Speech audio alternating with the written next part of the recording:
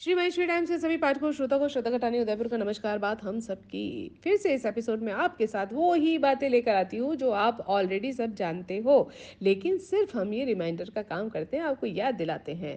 एक बुजुर्ग शिक्षिका भीषण गर्मियों के दिनों में एक बस में सवार हुई, पैरों में दर्द के मारे बेहाल थी, लेकिन बस में सीट न देखकर जैसे तैसे खड़ी हो गई।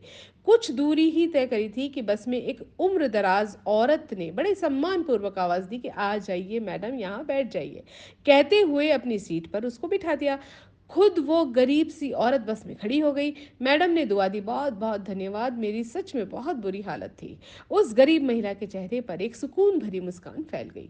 कुछ देर बाद शिक्षिका के पास वाली सीट खाली हो गई, लेकिन महिला ने एक और महिला को, जो एक छोटे बच्चे के साथ यात्रा कर रही थी और मुश्किल से बच्चे को ले जाने में सक्षम थी, उसको सीट पर बिठा दिया। अगले पड़ाव में बच्चे के साथ जो महिला थी वो भी उतर गई। सीट खाली हो गई, लेकिन एक दिन महिला ने बैठने का लालच नहीं किया। बस में चढ़े एक कमजोर बूढ़े आदमी को वहां बिठा दिया, जो अभी अभी बस में चढ़ा था। सीट फिर से खाली हो गई। बस अब कुछ गिनी चुनी सवारियां ही रह गई थी। अब उस अध्यापिका ने महिला को अपने पास बिठाया और पूछा, सीट कितनी बार खाली हुई, लेकिन आपने एक बार भी बैठने का लालच नहीं किया, दूसरों को बिठाते रहे लेकिन खुद नहीं बैठे।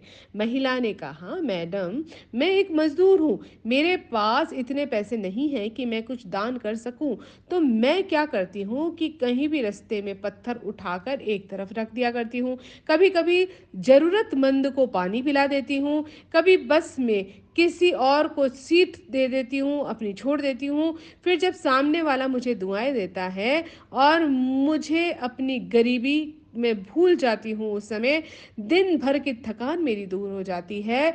और तो और जब मैं दोपहर में रोटी खाने के लिए बैठती हूँ, ना बाहर बेंच पर, तो चिड़ियाएँ, पंछी उनके पास आकर मेरे पास बैठ जाते हैं, मैं उन्हें भी रोटियाँ डाल दिया करती हूँ, टुकड़े कर करके उनको भी खिला दिया करती हूँ। जब वे खुशी से चिल्लाते हैं, तो उन भगवान के जीवों को देखकर मेरा पेट भर जाता है।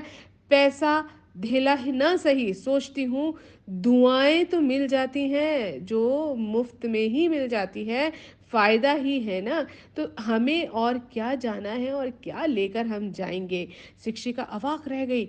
एक अनपढ़ सी दिखने वाली महिला ने इतना बड़ा पाठ पढ़ा दिया था। अगर दुनिया में आधे लोग भी इस सोच को अपना लें तो धरती स्वर्ग बन जाएगी। लेकिन सच तो यह है कि सत्य बहुत सरल है, एक साधारण इच्छा की तरह।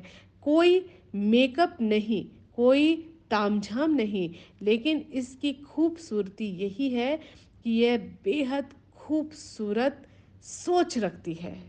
तो हमें भी कुछ जो हम कर सकते हैं, जो हम करने में सक्षम हैं, दूसरों के लिए करना पड़ता है। पैसे से ही दान या अच्छे कार्य नहीं होते हैं, अच्छी सोच, अच्छी समझ से भी अच्छे कार्य होते हैं। आप सभी अपना ध्यान रखिए, बहुत गर्मी है, और अपनों का भी ध्यान रखिए। जय श्री कृष्ण, जय महेश।